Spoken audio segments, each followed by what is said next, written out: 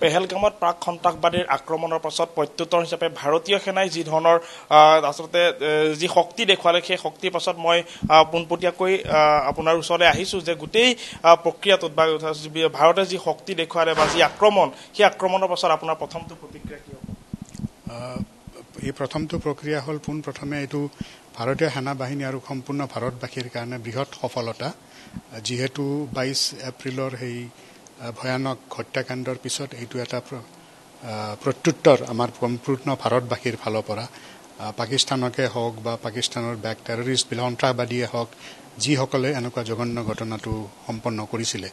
গতিকে মই ভাবোঁ যে এয়া আমাৰ সেনা বাহিনীৰ পাৰদৰ্শিতা, এক্সপিৰিয়েঞ্চ আৰু ৰণকৌশল আৰু তেওঁলোকৰ যিবোৰ নতুন ইকুইপমেণ্ট আৰু ৱেপনছ এণ্ড ইকুইপমেণ্ট আছে তেওঁলোকক সঠিক উপয়োগ এইবোৰ দৰ্শায়।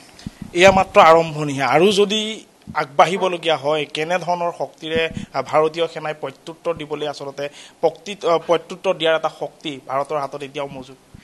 এইটো নিশ্চয় আছে, কাৰণ এনেকুৱা ধৰণৰ পদক্ষেপ লোৱাৰ সময়ত সেনা বাহিনীয়ে হওক বা নেশ্যনেল লিডাৰশ্বিপে হওক পাকিস্তানে কি ধৰণৰ ৰিটেলিয়েট কৰে তেওঁলোকে নিশ্চয় সেইবোৰৰ কথা পৰ্যালোচনা কৰি পেলাই এই পদক্ষেপ ল'বলৈ ডিচিজন লৈছিলে। গতিকে পাকিস্তানৰ ৰিয়েকশ্যনটো কেনেকুৱা ধৰণৰ হ'ব সেইটো নিশ্চয় তেওঁলোকে এনালাইজ কৰিছে, আৰু যিকোনো ধৰণৰ পাকিস্তানৰ ৰিয়েকশ্যনৰ উত্তৰ দিবলৈ নিশ্চয় সেনা বাহিনীক সক্ষম কৰি তাৰ পিছতে এই ষ্টেপটো লোৱা হৈছে।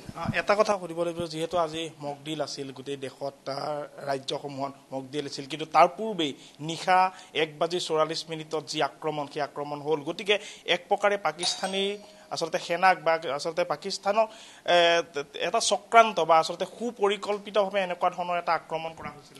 এইটো চক্ৰান্ত বুলি নকওঁ, এইটোক মই ক'ম ৰণকৌশল বুলি। এইটো মানে ৰণকৌশল বুলিহে ক'ম। ৰণকৌশলত সকলো ধৰণৰ অকল মিলিটাৰী ফ'ৰ্চে নহয়, আমাৰ ডিপ্ল'মেটিক, পলিটিকেল, ইকনমিক, মিলিটাৰী সকলো ধৰণৰ যিবোৰ আমাৰ নেশ্যনেল ইনষ্ট্ৰুমেণ্ট অফ পাৱাৰ আছে সেইবোৰক কোঅৰ্ডিনেটেড কৰি পেলাই তেনেকুৱা ধৰণৰ পদক্ষেপ লোৱাটোৱে আমাৰ ৰণকৌশল, আৰু এইটো এটা উচিত ষ্টেপ বুলি মই ভাবোঁ। বা আন যি ইণ্টেলিজেঞ্চসমূহ আমাৰ আছে তেওঁলোকে কেনেধৰণৰ এটা আচলতে প্ৰত্যুত্তৰ বা গোটেই দিশবিলাক যিহেতু তেওঁলোক জড়িত হৈ থাকে, কেনেধৰণে তেওঁলোকে চোৱা বা আচলতে কি ধৰণে আগবাঢ়ি যোৱাৰ ক্ষেত্ৰত? কিছুমান সকলো এজেঞ্চিৰে নিজৰ নিজৰ দায়িত্ব আছে। তেনেকৈ দায়িত্ব আছে বাহিৰত ইণ্টেলিজেঞ্চ গেডাৰ কৰা, সেই দায়িত্ববোৰ তেওঁলোকে সুচাৰুৰূপে পালন কৰি আছে, আৰু তাৰ সকলো এজেঞ্চিৰে একোটা কোঅৰ্ডিনেটিং মেকানিজম আছে আমাৰ দেশত, যিটো হায়াৰ ডিফেন্স অৰ্গেনাইজেশ্যন বুলি কোৱা হয়। গতিকে তাত এইবোৰ কথা আলোচনা কৰা হয় আৰু সকলোৱে একেলগে বহি এনেকুৱা ধৰণৰ পদক্ষেপৰ ডিচিজন লোৱা হয়।